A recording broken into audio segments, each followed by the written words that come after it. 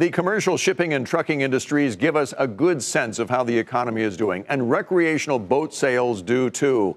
They are considered a leading economic indicator because they are purchased with discretionary income, which is very sensitive economically.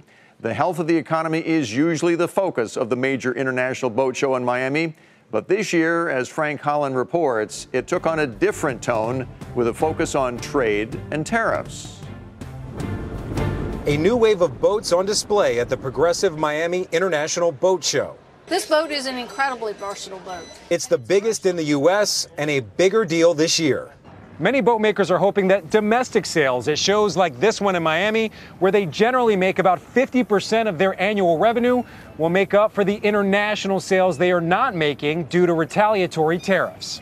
It has had an effect on my business. 30% plus of our business was overseas shipments to Canada, Mexico, EU, China. And since the tariffs were enacted, it's essentially dropped to nothing. So what room are we in right now? We're in the salon. Rob Parmentier is the president of Marquis Yachts.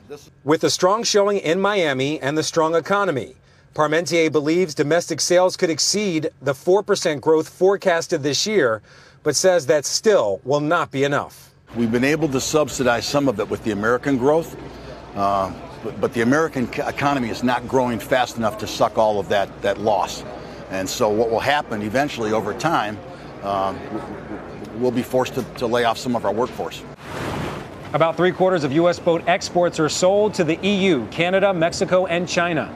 Their retaliatory tariffs are in response to the 232 tariffs on steel and aluminum enacted by the Trump administration last year. Brunswick Boats, the nation's largest publicly traded boat maker and owner of the Mercury and Boston Whaler brands, expects the tariffs to reduce their 2019 pre-tax earnings by as much as $22 million. That's about 6% of the same number last year. If these retaliatory tariffs continue,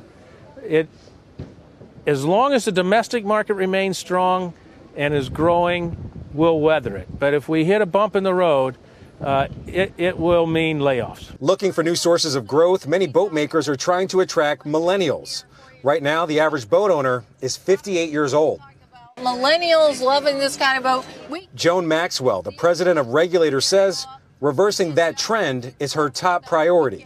Here in Miami, Regulator is debuting this new crossover. It's just like our phone, so we can touch anything we want to do here and run the boat. It's a multi-purpose boat where people can fish, water ski, or just cruise. Lean back, enjoy yourself, Frank. It's also about 32% less expensive than their average model.